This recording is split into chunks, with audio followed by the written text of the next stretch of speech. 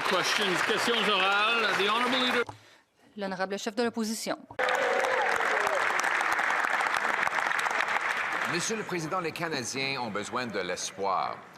Un espoir d'une épicerie abordable. Mais depuis l'arrivée au pouvoir de ce premier ministre qui a promis d'être jugé par les prix à l'épicerie, les coûts augmentent 2 fois plus rapidement, le plus rapidement parmi tous les pays du G7. J'ai demandé au premier ministre pourquoi. Il a dit « c'est notre faible dollar ». Mais c'est lui qui devrait le protéger. Donc, est-ce que le premier ministre peut expliquer pourquoi il nous a donné une faible dollar et des épiceries chères? L'honorable ministre des Finances.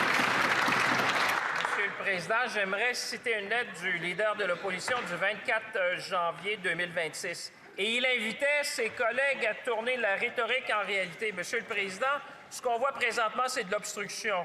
Les Canadiens et Canadiennes nous ont demandé de présenter un plan pour faire croître l'économie canadienne, Monsieur le Président, pour protéger la souveraineté du Canada, pour assurer que les familles canadiennes, nos aînés les plus jeunes, aient un avenir prometteur, Monsieur le Président. Est-ce que le leader de l'opposition va supporter le gouvernement pour faire passer le budget de 2025? Exactement. The Honourable Leader of the Opposition. Merci de citer du monde, Monsieur le Président. C'est lui, en 2023, qui a dit qu'il allait stabiliser des prix à l'épicerie avant l'Action grâce. Là, on est plus de 2 ans plus tard et le coût d'épicerie augmente 2 fois plus rapidement. En fait, on a la pire inflation alimentaire parmi tous les pays du G7. Et toujours, ce ministre des Finances qui a causé ces problèmes est en place. Pourquoi le premier ministre continue-t-il avec des taxes et déficits inflationnistes qui privent les Canadiens de nourriture abordable? Bravo. L'honorable ministre des Finances. Monsieur le Président, permettez-moi d'aider le leader de l'opposition. C'est lui qui a écrit en 2026, le 24 janvier, il est le temps de laisser la rhétorique de côté et de passer à la réalité, Monsieur le Président, d'arrêter l'obstruction. Mais je sais que le leader de l'opposition était probablement très préoccupé par son propre avenir récemment. Mais s'il a vu la mesure qu'on a annoncée pour assurer la sécurité alimentaire des Canadiens, Monsieur le Président, il va avoir une prestation qui va aider les familles. Il va avoir 500 millions pour assurer qu'on produise plus de nourriture. Mais plus important, Monsieur le Président, il a l'opportunité d'appuyer le gouvernement pour aider les Canadiens et Canadiennes. The Honourable Leader of the Opposition. Avec ce gouvernement libéral et avec ce ministre, la production automobile a diminué de moitié. Le premier ministre avait promis de protéger l'industrie automobile, mais il n'a pas tenu sa promesse. Il y a eu des pertes d'emplois à Oshawa et à Stellantis, entre autres. Monsieur le Président, aujourd'hui, il a tergiversé pour les véhicules électriques, mais maintenant, il a pris des mesures pour subventionner les véhicules américains. Pourquoi? L'honorable ministre des Finances. Monsieur le Président, je sais qu'on est jeudi, mais j'ai des nouvelles pour le chef de l'opposition. J'ai de très bonnes nouvelles pour lui. Ça s'appelle la stratégie automobile du Canada. Le premier ministre du Canada a mis la table pour le futur de l'industrie automobile au pays. Ils peuvent crier comme ils veulent de l'autre côté de la Chambre, mais les travailleurs savent ce qu'on a fait pour eux. Ils savent ce que nous faisons aujourd'hui et ce que nous allons faire à l'avenir. Monsieur le Président, nous allons construire un Canada fort. Le chef de l'opposition. Monsieur le Président, ce ministre s'occupait de la politique alors que la production automobile a été réduite de moitié. Et maintenant, avec ce premier ministre, nous avons perdu 500 000 emplois automobiles. Voici ce qu'il a annoncé aujourd'hui. Le président américain va continuer d'imposer des tarifs sur les automobiles fabriqués au Canada, aux États-Unis, tandis que les contribuables canadiens vont subventionner les véhicules américains qui reviennent au Canada. Au lieu de subventionner les véhicules américains, pourquoi ne pas adopter notre plan ne pas imposer la TPS sur les voitures fabriquées au Canada? Le ministre des Finances.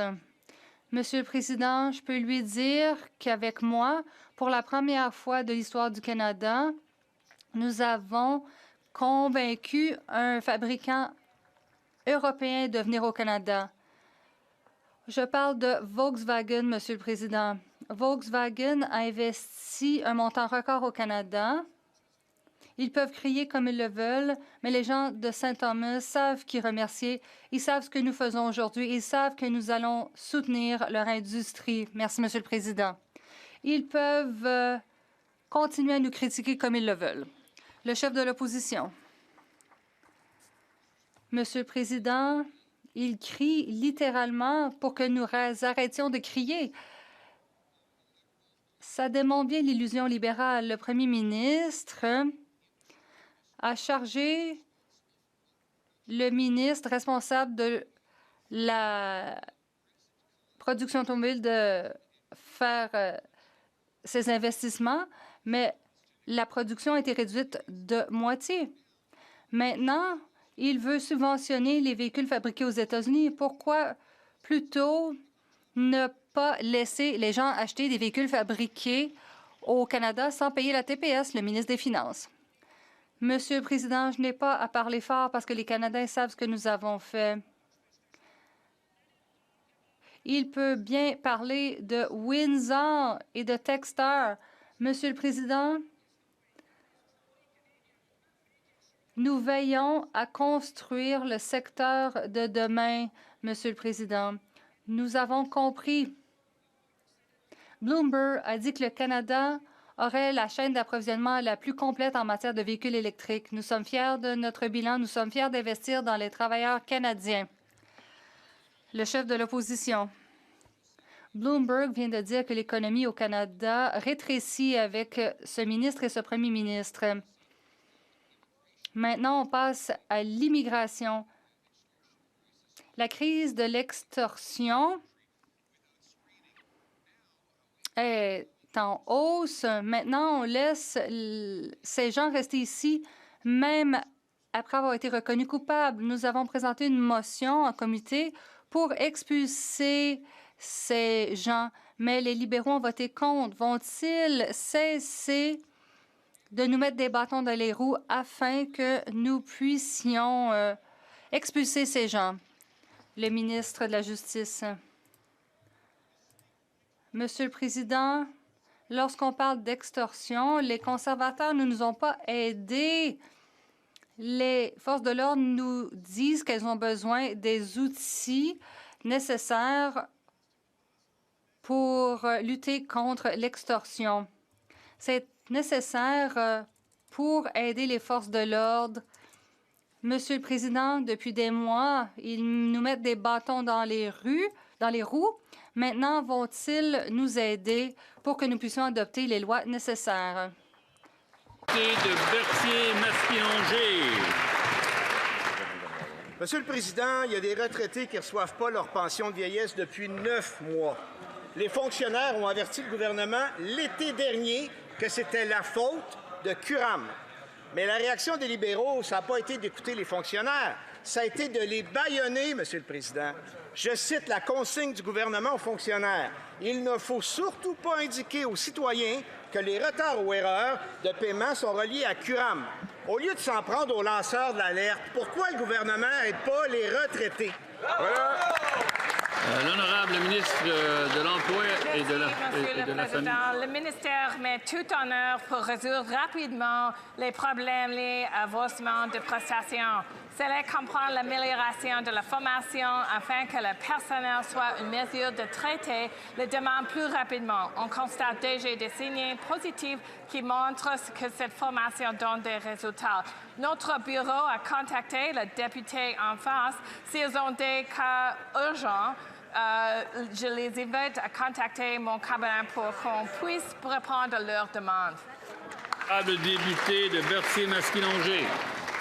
Monsieur le Président, il y a des aînés qui ne reçoivent pas leur pension de vieillesse. Puis au lieu de les aider, les libéraux essaient de se protéger. C'est extrêmement inquiétant parce que ce même logiciel Curam, qui connaît des ratés importantes, va aussi être utilisé pour l'assurance-emploi et le régime de retraite du fédéral.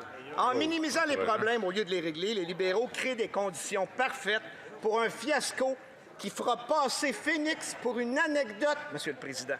Quand est-ce qu'ils vont régler les problèmes au lieu d'intimider les fonctionnaires? L'honorable secrétaire d'État pour les aînés. Le gouvernement protège les aînés. Nous avons augmenté la pension de la sécurité de l'AVS.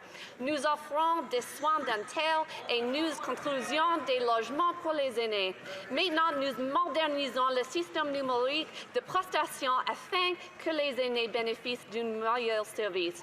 J'invite la députée d'en face à me donner leur nom et nous allons les aider. L'honorable député de Shefford. Monsieur le Président, franchement, c'est à se demander si les ministres lisent les médias francophones. Parce que si oui, elles arrêteraient de minimiser les problèmes des retraités qui ne reçoivent pas leur pension de vieillesse. Si oui, elles sauraient aussi que des fonctionnaires en sont rendus à agir en lanceurs d'alerte tellement ils sont tannés de se faire bâillonner au lieu de se faire aider. Là, ça suffit. Il y a des erreurs dans les pensions à cause du logiciel Curam.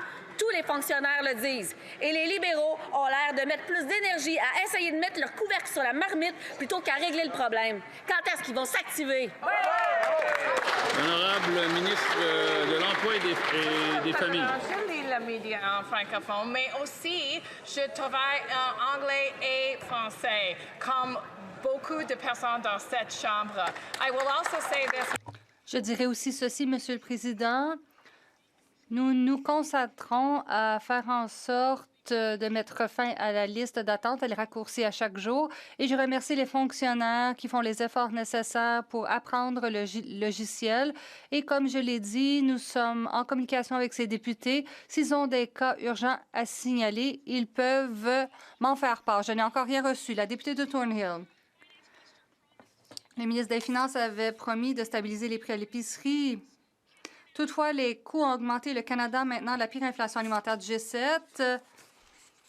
L'inflation alimentaire est 2 fois plus élevée qu'aux États-Unis. Maintenant, on offre un rabais temporaire qui ne réduira pas les prix à l'épicerie. Il avait pourtant fait venir des représentants des grands supermarchés, mais ça a échoué. Peuvent-ils simplement cesser d'imposer des taxes sur les aliments?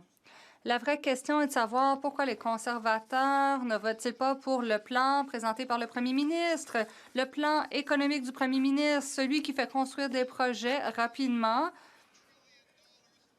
qui crée des billions de dollars d'investissement dans notre économie, des projets qui se servent de l'aluminium, du bois et de l'ingéniosité du Canada pour construire un pays fort. Je veux une date de la part de la députée. Quand vont-ils adopter le projet de loi de mise en œuvre du budget, le plan du premier ministre pour construire le Canada? La députée de Thornhill. Monsieur le Président, mon collègue sait que je parle d'un plan d'épicerie, mais en fait, ça ne réduit pas les prix à l'épicerie. On parle de 10 $ sur une facture d'épicerie de 300 $ et c'est insultant. Et le rabais ne va pas réduire les prix. Évidemment, ça, c'est après qu'ils ont présenté un budget qui ne contenait pas cette mesure. Ils continuent d'augmenter les taxes sur l'emballage, ils font augmenter les prix à l'épicerie et ils blâment tous les autres. Pourquoi ne baissent-ils pas les prix? Sinon, pourquoi ne pas simplement cesser de taxer les produits à l'épicerie? La ministre. Vous savez ce qui est insultant pour les gens de Thornhill? Quand cette députée vote contre les choses dont ils ont besoin. En fait, pas seulement ses commettants, mais aussi les banques alimentaires de sa circonscription diraient que l'annonce du premier ministre sur l'allocation pour l'épicerie et les éléments essentiels, c'est exactement ce qu'il faut faire pour la sécurité alimentaire au pays.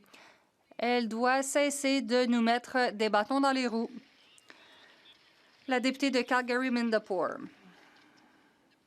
Le premier ministre fait tout pour faire fi de la réalité. L'inflation alimentaire au Canada est 2 fois plus élevée qu'aux États-Unis. Les mesures temporaires offertes par les libéraux ne mèneront pas à une baisse des prix à l'épicerie. Ils ont eu l'occasion de collaborer hier et d'adopter notre motion qui aurait réduit les prix à l'épicerie. Mais ils ont voté contre. Pourquoi le programme personnel du premier ministre passe-t-il toujours devant les besoins des Canadiens? Le secrétaire d'État. Monsieur le Président, nous avons un premier ministre qui a beaucoup d'expérience en matière d'économie. Nous avons réduit les impôts pour des millions de Canadiens. La semaine dernière, nous avons annoncé une allocation pour l'épicerie et les produits essentiels qui remettra de l'argent dans les poches des familles canadiennes. Le chef conservateur n'a jamais eu un emploi dans l'économie. Il continue de nous mettre des bâtons dans les rues. Il continue d'opter pour la rhétorique. Il est temps pour eux de nous aider à construire un Canada fort. La députée de Calgary-Mindapour. Le premier ministre voyage partout dans le monde et prononce de beaux discours, mais qu'est-ce qu'il fait vraiment pour les Canadiens? L'inflation alimentaire est 2 fois plus élevée que lorsqu'il est arrivé au pouvoir et le Canada est maintenant en tête du G7 en matière d'inflation alimentaire. Le premier ministre avait promis d'être jugé par les prix à l'épicerie.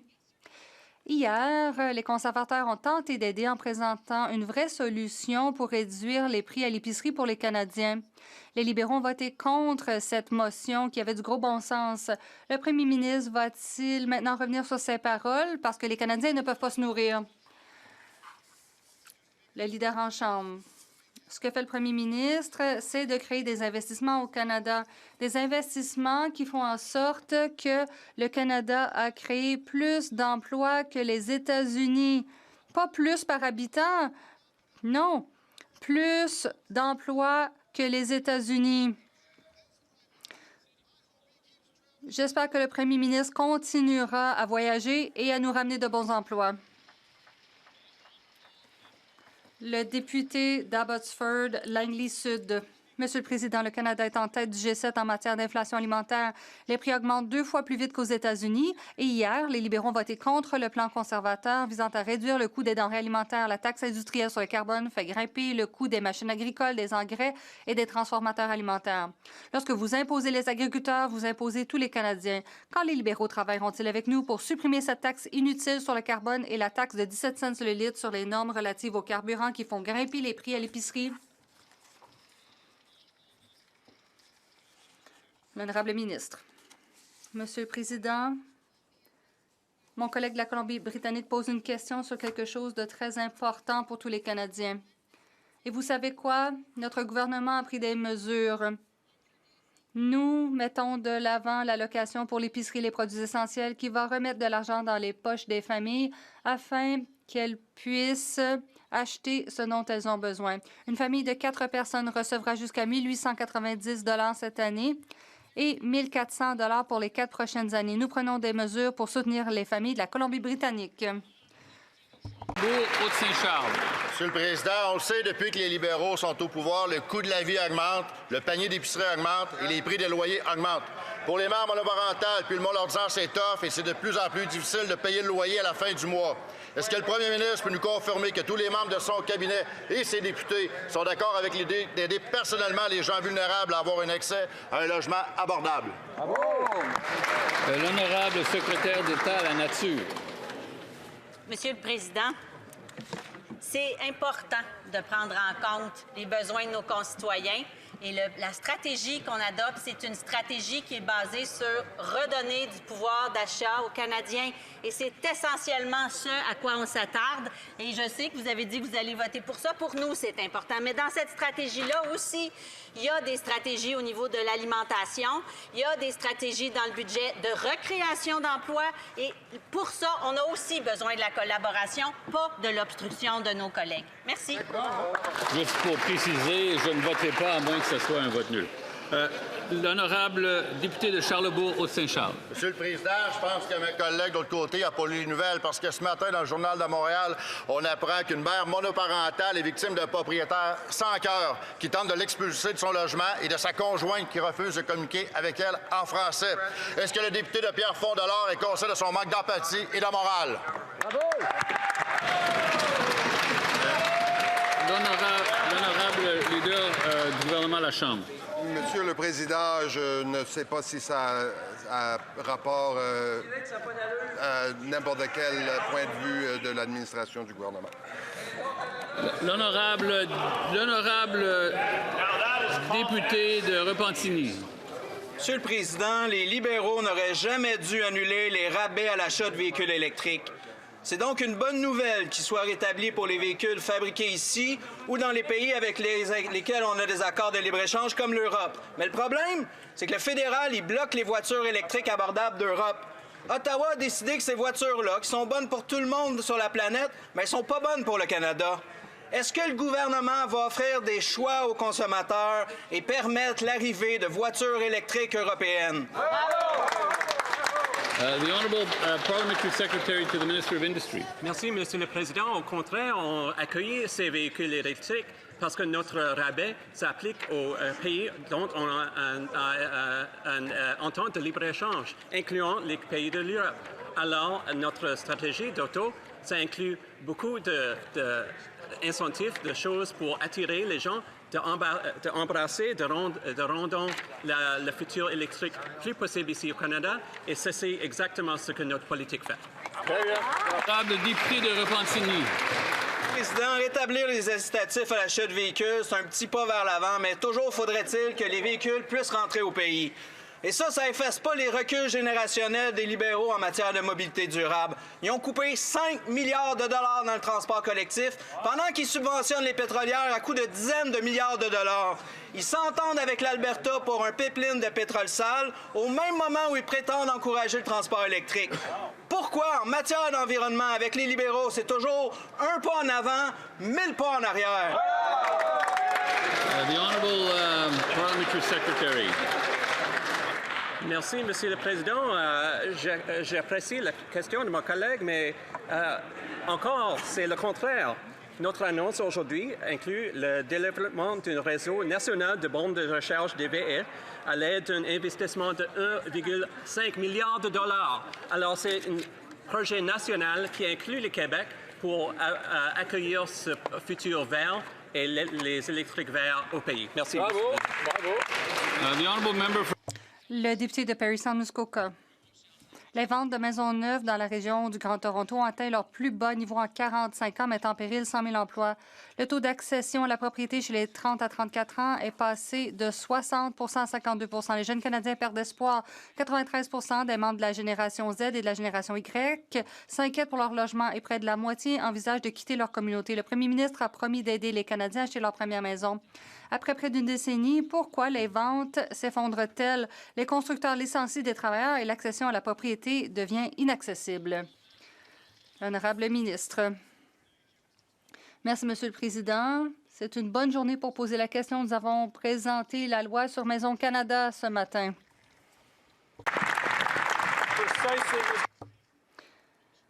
Justement pour que les Canadiens aient accès à des logements abordables à l'avenir. Nous avons un montant important dans le budget. Nous avons besoin du soutien des députés de cette Chambre pour adopter le budget et soutenir les jeunes Canadiens. On n'a pas besoin d'obstruction. Nous voulons offrir ce financement aux jeunes Canadiens. Le député de Parry Sound Muskoka. Il ne faut pas être surpris que le ministre parle de son projet de location, mais moi, je parlais d'accession à la propriété. En 2020, 69 des mises en chantier concernaient des logements en propriété. Aujourd'hui, ce chiffre est de 49 La question est simple. Le ministre pense-t-il que la création d'une 4e agence fédérale du logement sans réduction des taxes, des frais ou des délais d'approbation permettra aux Canadiens d'acheter plus facilement leur première maison? L'honorable ministre. Monsieur le Président, je crains que le député ne se soucie pas des locataires dans ma ville. La moitié de la population est locataire.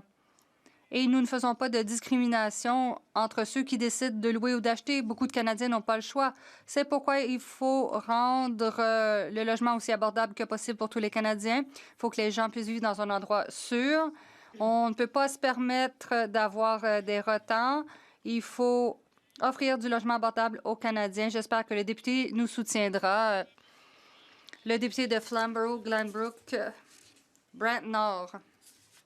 Merci, Monsieur le Président. Un nouveau rapport de la Missing Middle Initiative met en garde contre une décennie perdue pour l'accession à la propriété. Pour 100 nouveaux adultes, il n'y avait que 12 mises en chantier destinées à la propriété. Près de la moitié des jeunes Canadiens déclarent avoir envisagé de quitter leur ville ou leur province en raison du coût du logement. Aujourd'hui, le marché est en train de baissé. Les ventes de maisons neuves dans la région du Grand Toronto ont atteint leur plus bas niveau en 45 ans. Les constructeurs licencient des travailleurs et craignent de ne pas survivre. Quand les libéraux adopteront-ils notre plan et supprimeront-ils les obstacles bureaucratiques afin que les jeunes Canadiens puissent acheter leur première maison? Le ministre. Merci, Monsieur le Président.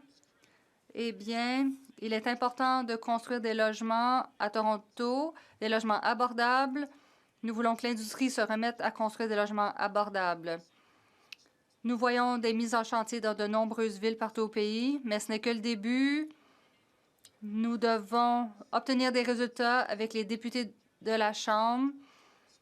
Pas d'obstruction, mettons-nous au travail. L'honorable député de Brampton-Ouest. Monsieur le Président, les jeunes Canadiens n'ont plus accès à la propriété. Le nombre de propriétaires immobiliers est en chute libre. Chez les 30 à 34 ans, le taux de propriété est passé de 60 à 52 %. L'offre est insuffisante. Pour 100 nouveaux adultes, seules 12 maisons sont construites. Les ventes s'effondrent. Elles ont chuté de 45 % dans la région du Grand Toronto. Elles ont chuté de 56 % à Vancouver. Les constructeurs mettent à pied des travailleurs. 100 000 emplois sont menacés. 93 % des jeunes Canadiens sont inquiets. Quand les libéraux adopteront-ils nos plans, mettront-ils fin à la bureaucratie afin que les jeunes Canadiens puissent acheter leur première maison? L'honorable secrétaire d'État. Monsieur le Président, nous avons de bonnes nouvelles pour la Chambre. Aujourd'hui, nous avons déposé la loi sur Maison Canada et nous espérons que les conservateurs ne feront pas obstruction à ce projet de loi et qu'ils adopteront le budget aussi qui offre plus mesures d'abordabilité pour les Canadiens pour qu'ils puissent acheter leur première maison, pour qu'ils puissent vivre dans des logements abordables. C'est le rêve de tous les gens de Toronto. C'est ce que me disent mes commettants et cette loi nous permettra d'atteindre ces objectifs.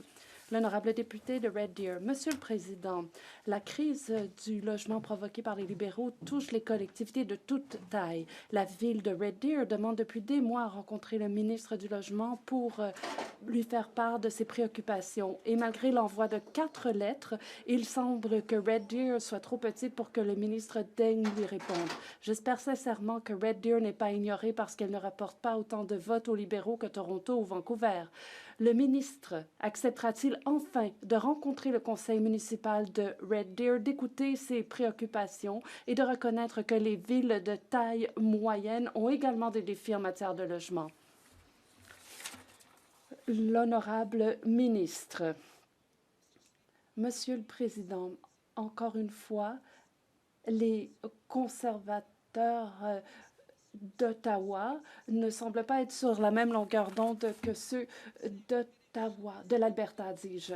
Donc, on souhaite qu'il y ait des constructions pour les gens de l'Alberta et ainsi des gens de l'Alberta auront accès à davantage de maisons, à davantage de logements abordables. Les conservateurs disent qu'ils veulent travailler avec nous, mais ils devraient aussi travailler avec leurs propres collègues pour obtenir des résultats pour l'Alberta. L'honorable député de Mississauga-Est, Cooksville. Monsieur le Président, notre secteur automobile est confronté au plus grand défi qu'il ait connu depuis une génération. Les droits de douane injustifiés et injustifiables imposés par les États-Unis à notre secteur automobile plongent nos travailleurs de l'automobile dans l'incertitude. Est-ce que notre gouvernement soutient notre secteur, nos collectivités et nos travailleurs du secteur automobile? Le ministre de l'Emploi et des Familles peut-il expliquer comment la nouvelle stratégie automobile transformera l'industrie automobile canadienne en protégeant les travailleurs d'aujourd'hui tout en construisant les véhicules de demain? L'honorable ministre. Monsieur le Président, je remercie mon collègue de Mississauga pour son appui sans faille au secteur de l'automobile. Les travailleurs de l'automobile sont le pilier de notre économie et nous voulons les protéger. Nous nous tenons à leur côté et nous avons annoncé la nouvelle stratégie automobile. Nous prenons des mesures là où nous pouvons exercer un certain contrôle, par exemple 570 millions de dollars dans l'aide à l'emploi et à la reconversion professionnelle pour les travailleurs de l'automobile déplacés dans tout le Canada. Ainsi, nous agissons. L'honorable député de Dufferin-Caledon. Il semble ici que la ministre soit plutôt aux côtés de Donald Trump que des travailleurs parce qu'on impose des droits de douane pour les véhicules construits au Canada.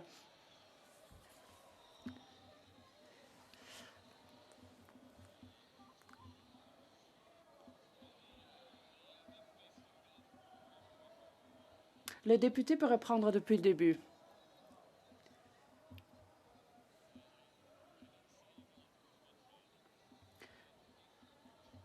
Il n'y a rien de non parlementaire dans ces propos.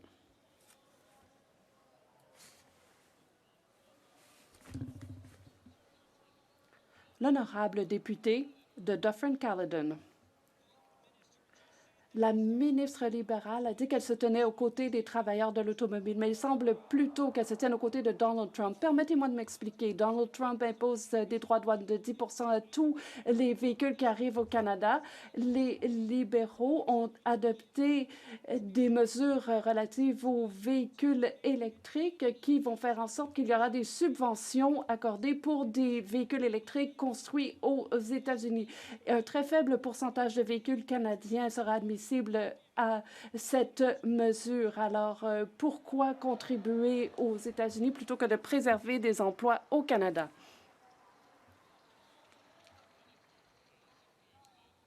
L'honorable secrétaire d'État. Merci. Si vous croyez que nous sommes du mauvais côté de la souveraineté canadienne, alors tous ceux qui pensent ainsi seront plus que surpris. Nous investissons dans les compagnies qui investissent chez nous. Il s'agit de favoriser l'électrification, de favoriser nos travailleurs qui sont les meilleurs travailleurs du monde.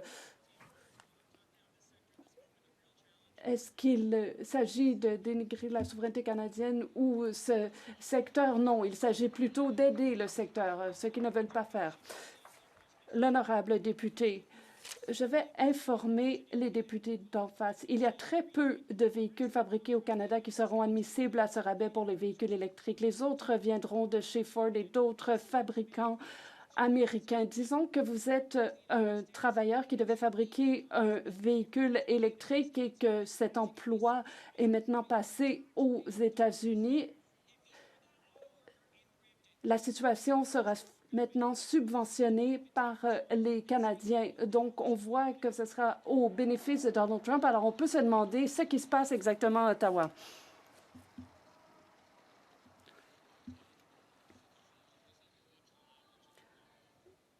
Il faut faire attention aux termes que nous utilisons.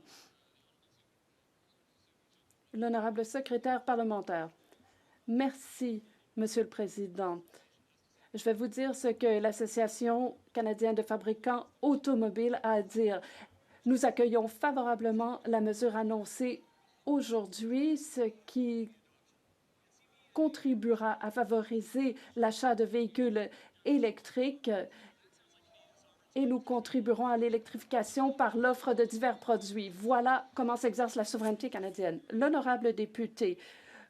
Monsieur le Président, en 2014, le New York Times a déclaré que la classe moyenne canadienne était la plus riche au monde. Aujourd'hui, notre classe moyenne est confrontée à une flambée des coûts et des impôts, tandis que le PIB par habitant stagne et que la qualité de vie se détériore. Le premier ministre a promis l'économie la plus dynamique du G7, mais n'a bâti aucun projet. Il est temps d'agir. Quand le gouvernement collabora-t-il avec les conservateurs pour ramener la prospérité dans notre grand pays? L'honorable ministre, j'ai de bonnes nouvelles pour mon collègue. Aujourd'hui, Trans Mountain vient de dire qu'ils vont accroître la quantité de pétrole transporté, et ce de 10 %. Grâce à un projet d'optimisation, c'est ainsi qu'ont bâti le Canada. L'honorable député de Northumberland. Je suis toujours craintif quand j'entends le gouvernement dire qu'il annonce de bonnes nouvelles, dis-je, car c'est rarement le cas. Il n'y a absolument rien de nouveau. Il faut changer de cap adopter les principes conservateurs, collaborer avec les conservateurs, et ce pour ramener la prospérité dans notre pays. L'honorable ministre. Monsieur le Président, ils ne cessent de réclamer des pipelines. Nous venons de leur en donner un. Il y a des milliers d'emplois à Darlington qui seront créés. Nous construisons, eux ne le font pas. L'honorable député de Niagara South. Selon Bloomberg, l'économie du Canada est sous respirateur artificiel. La croissance du PIB a été de 0 en novembre. La productivité continue de décliner et on s'attend à une croissance d'1%. Et on s'attend à ce qu'il y ait des investissements qui soient reportés. 60% des travailleurs d'une entreprise de ma circonscription ont été mis à pied en raison du ralentissement dans la construction. Le premier ministre va-t-il adopter les idées conservatrices, éliminer les obstacles pour que les Canadiens puissent construire et faire croître leur pays? L'honorable leader en chambre. Je comprends que ce qui constitue de bonnes nouvelles pour les Canadiens ne constitue pas toujours de bonnes nouvelles pour les conservateurs, mais je vais leur donner une autre bonne nouvelle. Un projet national.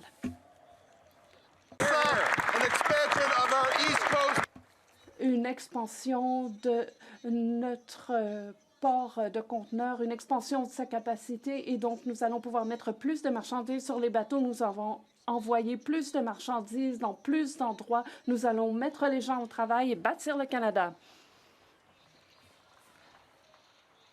L'honorable député de Barrie Springwater. Monsieur le Président, le Canada fait les manchettes internationales cette semaine. Les économistes affirment que notre économie est sous respirateur artificiel et que le pays est déjà en phase de récession.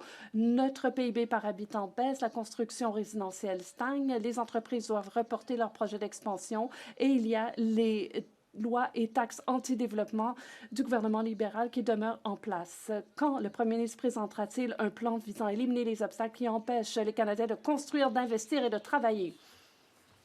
L'honorable ministre du Commerce international.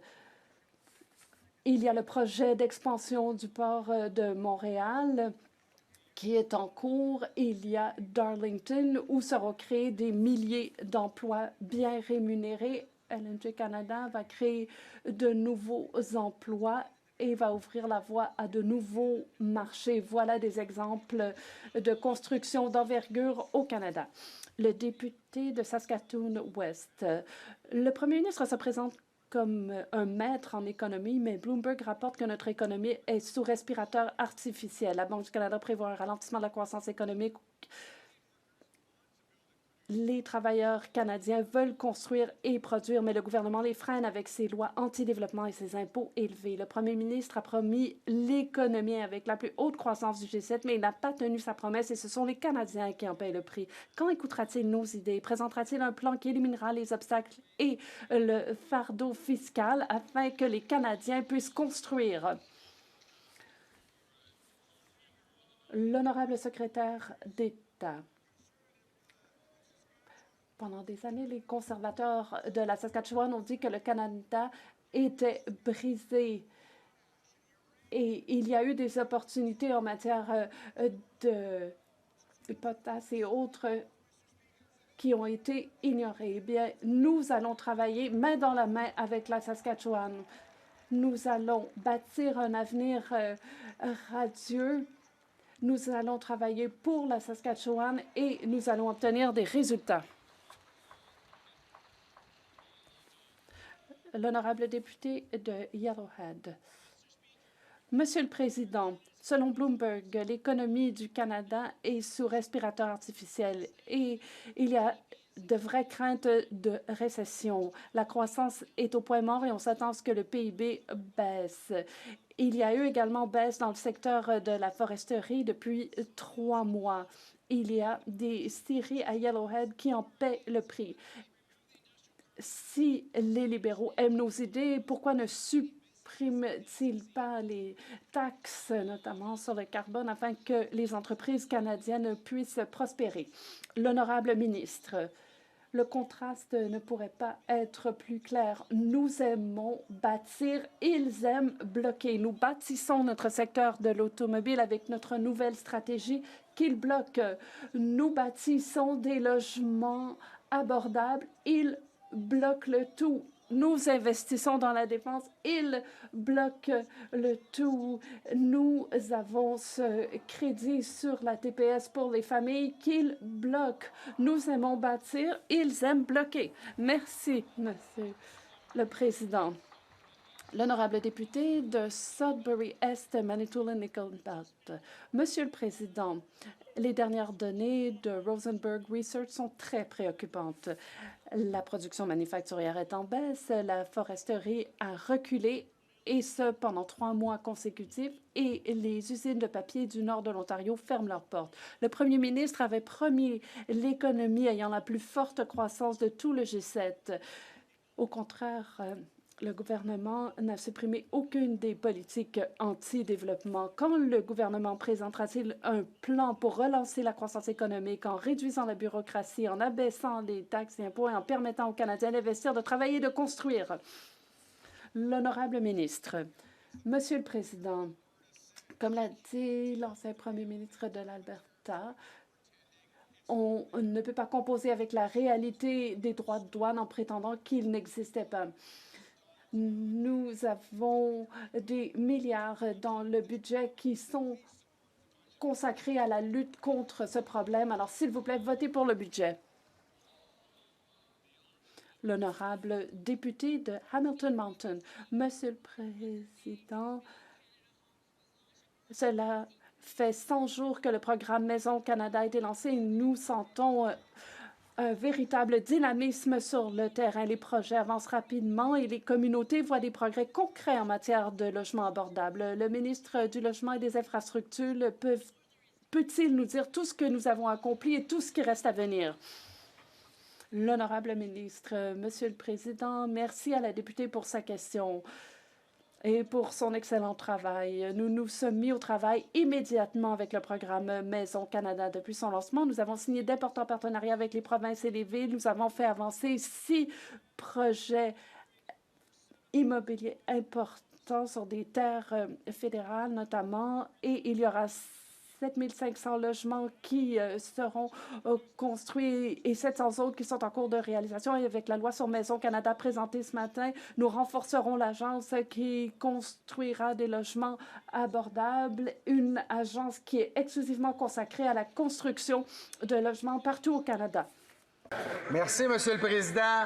Encore une fois, les libéraux nous servent un fiasco informatique.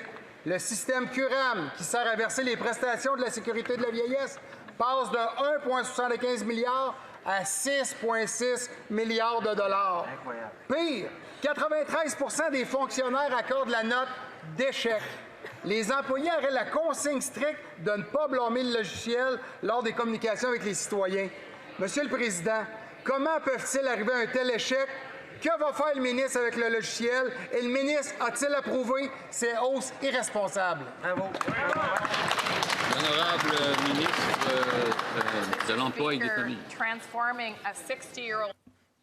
Il s'agit de transformer un système qui est vieux de 60 ans. Ce n'est pas une tâche facile et je remercie les employés de DSC qui travaillent très fort pour que les aînés reçoivent leurs prestations en temps et reçoivent les prestations exactes. Et ce qui s'est passé dans 98 des cas, tout fonctionne et il y a des situations où les gens n'ont pas reçu les prestations. Vous pouvez nous le signaler. Donc, s'il y a un cas urgent, nous pouvons accélérer les choses dans des situations où les gens éprouvent des besoins urgents. Veuillez contacter mon bureau. Tabasco. Monsieur le Président, les propres employés de la ministre le disent que ça ne fonctionne pas, le système. Nos aînés ont bâti notre pays, ont payé des taxes et des impôts toute leur vie. Présentement, il y en a qui attendent 8 mois pour recevoir leur argent. C'est inacceptable. Vous voulez un cas concret?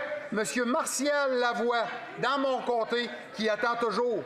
Monsieur Lavoie, savez-vous ce qu'il avait fait? Il avait reporté sa retraite parce qu'on avait besoin d'aide, on avait besoin d'employés. Il est resté au service, maintenant il veut prendre sa retraite et il n'est pas capable d'avoir son argent.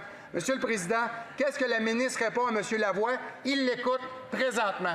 Bravo. Bravo. L'honorable ministre de l'Emploi et des Familles. Nous voulons aider tous les aînés qui se trouvent dans une situation difficile. Nous faisons des progrès. Il n'y a qu'un petit nombre des 7 millions de dossiers transférés au système Curam qui n'ont pas été réglés. Nous passons à l'ère moderne. C'est ce que les gens veulent. Les aînés peuvent maintenant faire une demande en ligne pour lancer le versement de leurs prestations. Auparavant, il fallait faire les choses à l'ancienne avec des formulaires papier. Nous avons investi des ressources supplémentaires pour traiter ces dossiers et nous aiderons des gens comme M. Lavoie. Lévis-Lotbinière. Monsieur le Président, en plus de vouloir exproprier des terres aux agriculteurs, le gouvernement libéral ferme des centres de recherche en agroalimentaire. Le centre de recherche de Sainte-Foy, dans le comté du député de Louis Hébert, fait partie des 7 centres de recherche agricole que les libéraux viennent de fermer de façon arbitraire. Monsieur le Président, la science et l'innovation canadienne est bâtie dans ces centres qui favorisent notre productivité. Comment le premier ministre justifie sa décision de prioriser les consultants et les projets à l'étranger plutôt que notre expertise d'ici qui nourrit les Canadiens?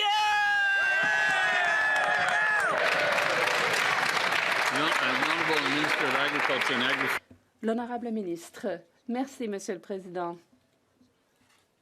Ça me réchauffe le cœur de voir que les conservateurs sont maintenant préoccupés par la science et par la recherche.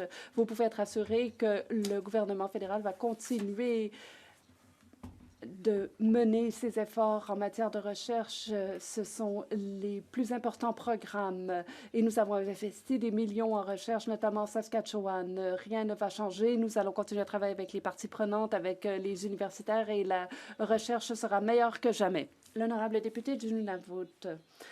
À Rankin Inlet, le caucus du NPD a appris qu'une personne attendait depuis 11 ans pour obtenir un logement. Il y a 17 personnes qui habitent dans son logement de 2 chambres. Il semble que malheureusement une telle situation soit trop répandue au Nunavut.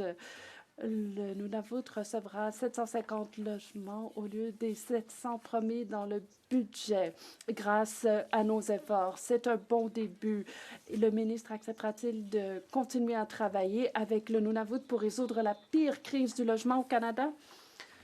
L'honorable ministre du Logement et des Infrastructures. Je remercie ma collègue de sa question et je suis ravie de vous annoncer que le gouvernement du Canada, le gouvernement du Nunavut et Nunavut Tungavik Incorporated ont conclu un accord visant à fournir jusqu'à 750 nouveaux logements sur l'ensemble du territoire. Maison Canada dirigera les travaux, on priorisera les matériaux canadiens, on soutiendra les entreprises locales, créant ainsi des occasions d'emploi et de formation. Ce partenariat fera une différence réelle sur le terrain et je la remercie de son leadership en matière de construction de logements au Nunavut. L'honorable député de North Island Powell River.